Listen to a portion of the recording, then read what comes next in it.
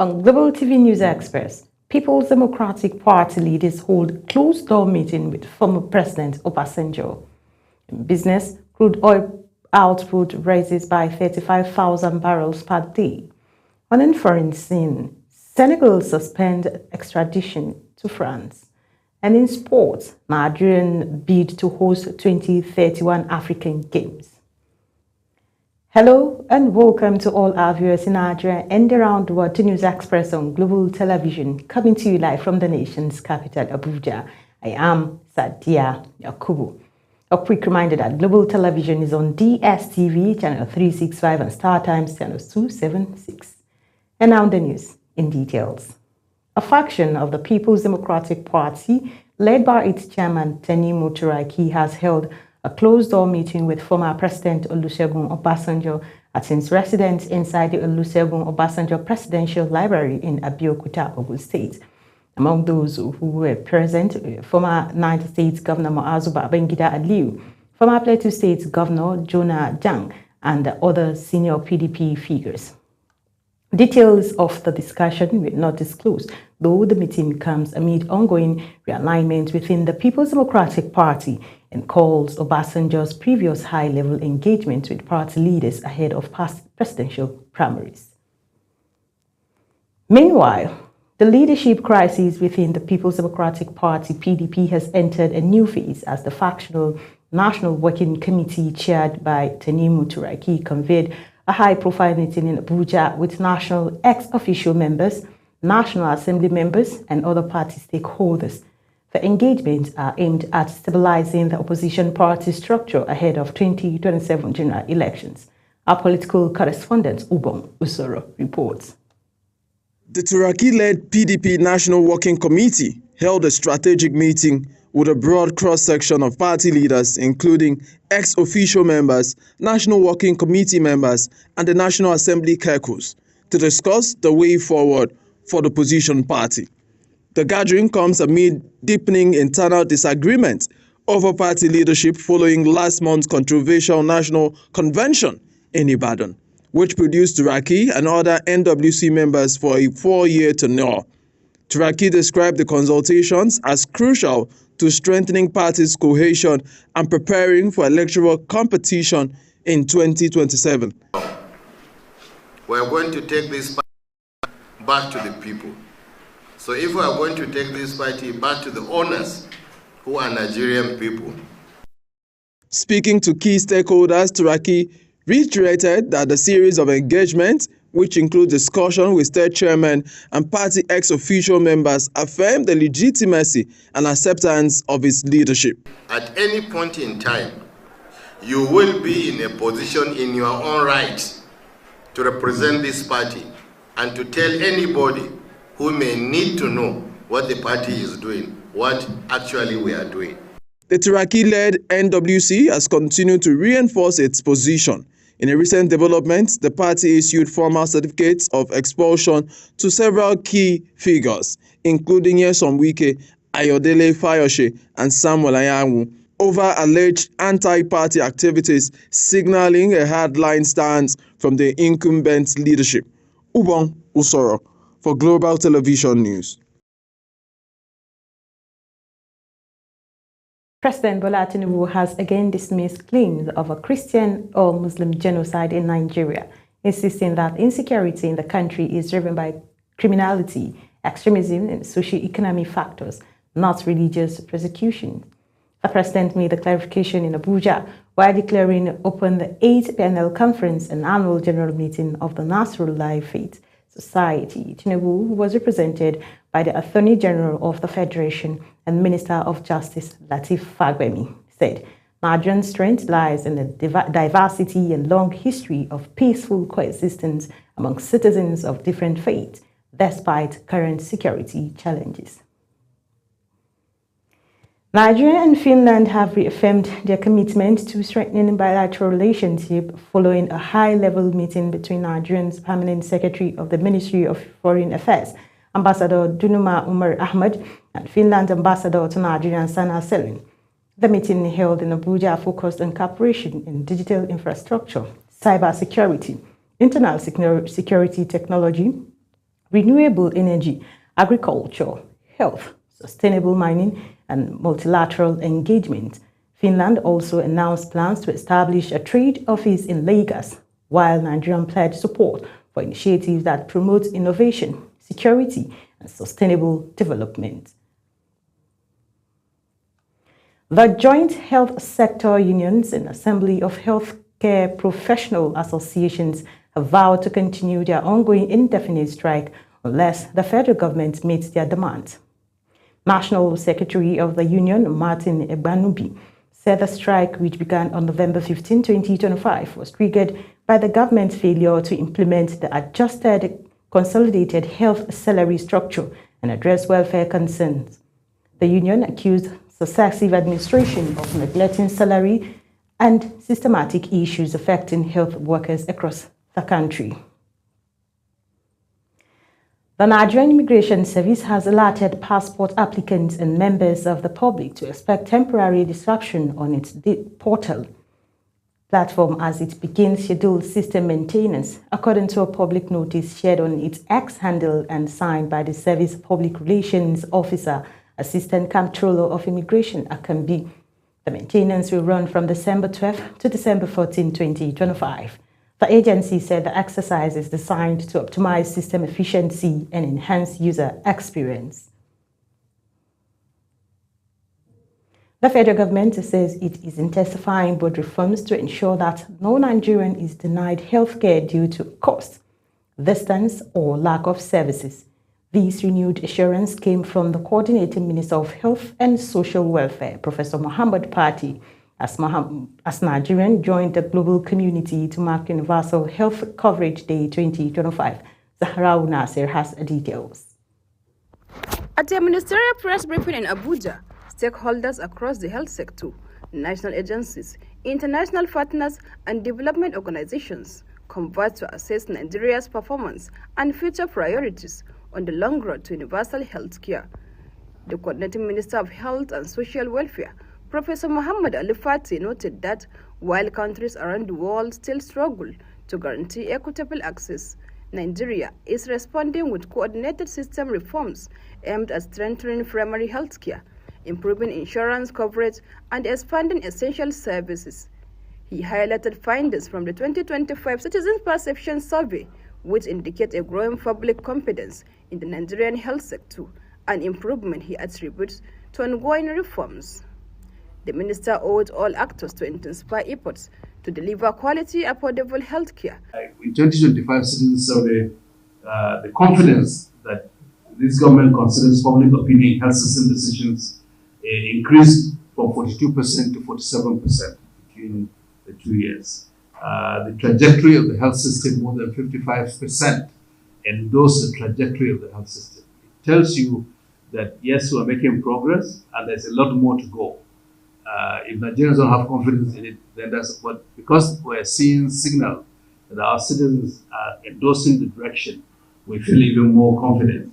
And the confidence in the government's capacity to effectively manage health emergencies also improved. The World Health Organization's representative, Dr. Faibal Orsu, emphasized the urgent need for stronger financial protection mechanisms to shield vulnerable groups, especially low-income households and people with chronic diseases, from catastrophic out-of-pocket payments. Calling the governments, local authorities, state authorities, communities, private sector to invest in health, to really allocate more resources, prepaid resources for health services as a measure to address the out-of-pocket spending. The evidence is saying that more resources are allocated through domestic channels to health.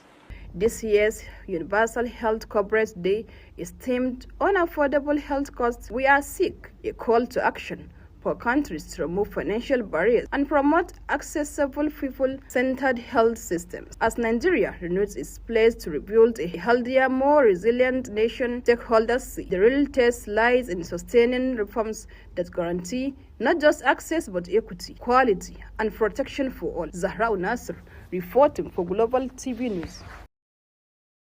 The Imo State Police Command has demolished an illegal mortuary uncovered in Uehem Umuhu community along the Owerri-Aba Express. The facility is expected to be used for storing mutilated corpses linked to an organ harvesting operation. The State Commissioner of Police, Aboki Danjuma, says security operatives are intensifying efforts to arrest the alleged operator Stanley Okbarogo, also known as Morocco, who remains at large. Our correspondent, Amarachi Ibe, reports. Days after the Imo State Police Command uncovers the illegal mortuary in Umechim Umuhu community, a joint team of security personnel and state officials returned to the site. Led by the Commissioner of Police, Danjuma Aboki, the team moved in to pull down the mortuary and adjoining hotel authorities describe as a cover and the suspect's residential building. Before demolition begins, unclaimed bodies are evacuated from the mortuary for mass burial. We are going to wait for some days for those that devils the corpse should come and claim their corpses.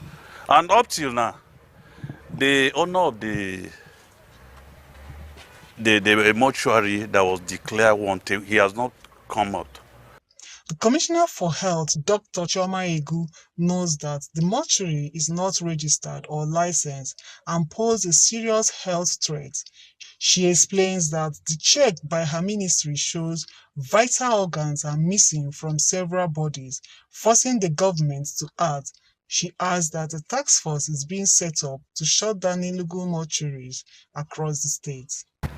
Following the directive of His Excellency, the Executive Governor of Imo State, to evacuate the rest of the corpses out of here to a proper mortuary, and then we'll give a few days more grace in case there are people who own them, and then we'll have a mass burial. So the chairman of Ngokbala local government area, Chika Ibekwe, says residents welcomed the demolition and commended the state government for intervening. So when we made the announcement, we noticed that they started evacuating some corpses. I got some calls from their relatives. I got some calls from some of the indigenes of this local government who came to say that they have their relatives lodged here. Security agency says the operation continues as efforts intensify to dismantle criminal hideouts across the state and apprehend those responsible. From Owerri, Amarachi Ibe reporting for Global TV News. In an effort to bridge the digital divide between urban and rural communities in Nigeria, the Center for Information Technology and Development has successfully trained 16 youth under the Nigerian School of Community Networks. Global Television's correspondent Idris Jibril reports. It all began in 2021 when CTAD launched the Nigerian School of Community Networks, an initiative aimed at strengthening digital access, promoting community-based networking, and advancing digital rights, especially in underserved rural parts of Nigeria. The purpose for the school is to produce people who would have skill and knowledge to be able to design and deploy community network infrastructure in their communities. So the areas where there are no connectivity, as we know, there are many places that are lacking connectivity. They can deploy community network structure. 5 years later, the initiative has produced a new batch of graduates, 16 youth, trained and equipped with vital skills in digital networking, with the aim of boosting connectivity and local digital participation in their respective communities. We deliberately brought these students together. First, to equip them with the basic skills that, one, they need to have community engagement until and unless the community realizes that they deserve maybe a local solution to bridge this connectivity gap. And this can only happen when the community makes some certain contribution. According to CTAD, while Nigeria holds a vast digital and economic potential, lack of youth empowerment, particularly in rural areas, has widened the digital gap. The School of Community Networks is one of the CTAT's responses to this challenge. In the rural areas, most importantly, as the School of Community Network is driving towards contributing towards improving and reducing the digital divide between the rural and urban areas, we're all aware that now at least all transactions, even the Kikina PEF and whoever is involved in buying or selling, almost everyone that you look around, you see that he use one way or the other, or pay, Monopoint, Momo. It's just give me your number, give me your identity. CTAT believes that with the training such as this, communities, once cut off from the digital world, will begin to reap the benefits of connectivity, especially in education, communication, and local economic growth. From Kano, Idris Jibrin, Global Television News. Every week, in every corner of the world, millions of Muslims gather for one reason, Jumu'ah, the Friday prayer that is more than a ritual. It is a moment of unity, reflection, and spiritual renewal. But what makes Friday so important in Islam? Our correspondent tells us more. Friday is not just the end of a work week. In Islam, it is the most blessed day. The Prophet Muhammad, peace be upon him, said, "The best day on which the sun has risen is Friday." On this day, Muslims are reminded to pause their worldly pursuits and reconnect with their Creator. Jumu'ah replaces the regular Dhuhr prayer and comes with unique blessings that no other prayer carries. It is an obligation for every adult Muslim man and also a weekly reminder to faith, brotherhood, and moral responsibilities.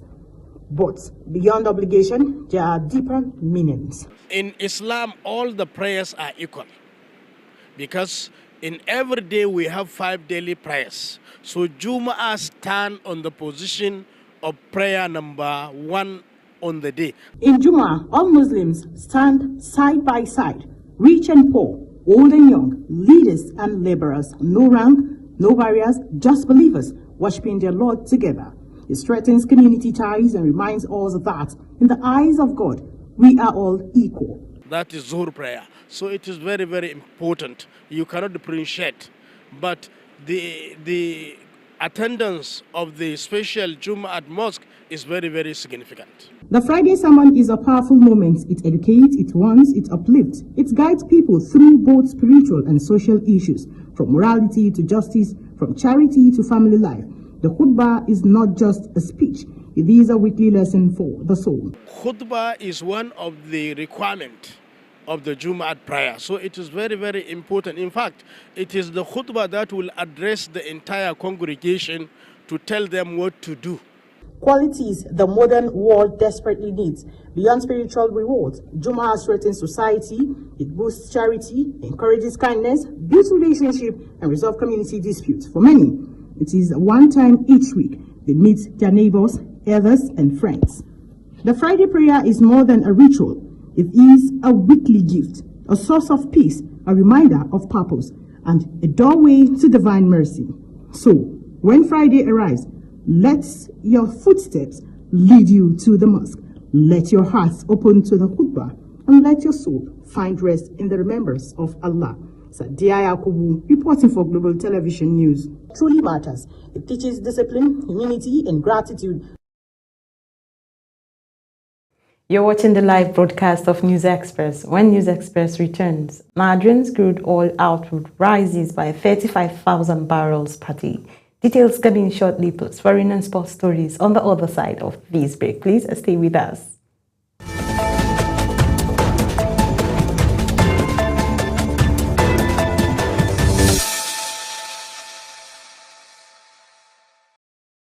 Welcome back from that short break. And in business news, Nigerian's crude oil production rose by 35,000 barrels per day in November 2025, reaching 1.436 million barrels per day, according to the December OPEC monthly oil market reports. Despite the increased production remains below Nigerian's OPEC quota of 1.5 million barrels per day, marking the fourth consecutive month the country has missed its target. The improvement was attributed to enhanced upstream security and operational optimization, even as the government seeks a higher production quota. The Federal Executive Council has approved 3 major public-private partnership projects valued at over 6.43 trillion naira. signaling another significant wave of private sector investment into Nigeria's infrastructural landscape.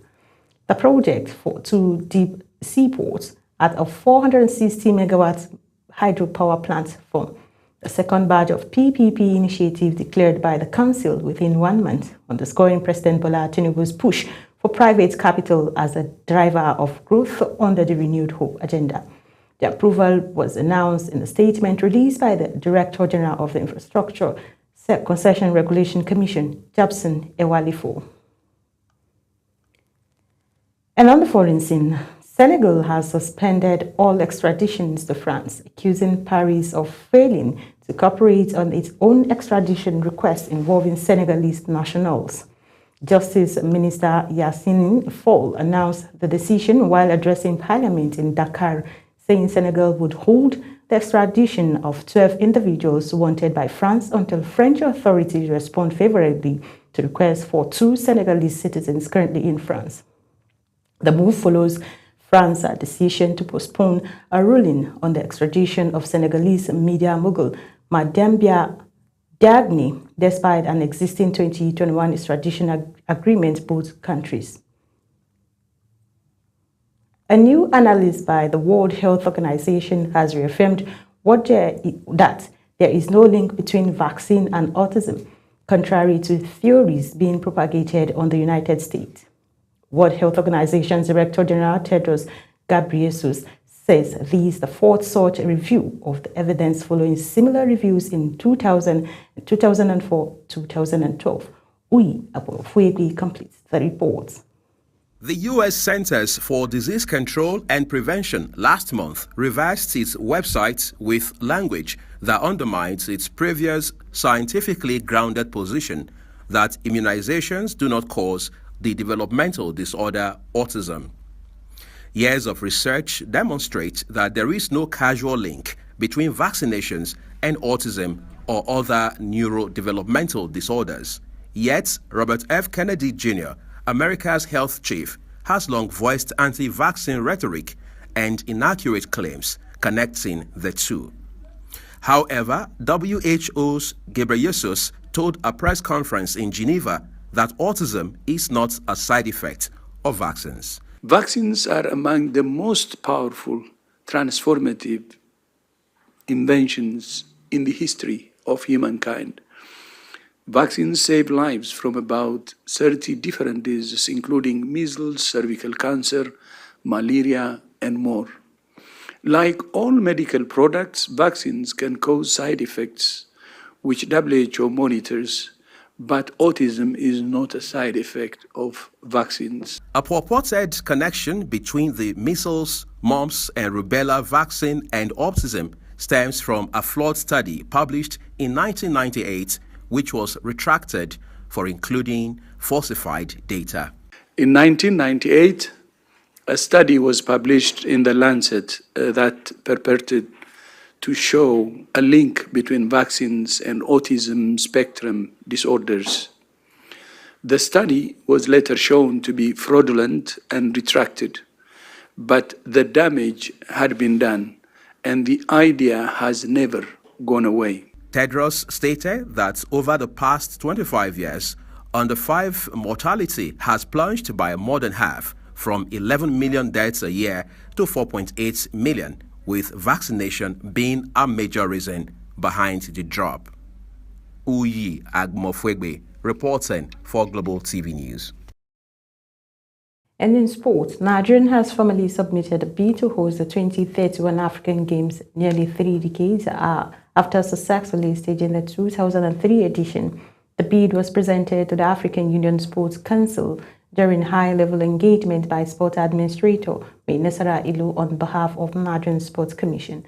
Officials cited Nigeria's proven capacity to host major continental competitions and economic impact generated by recent international sporting events.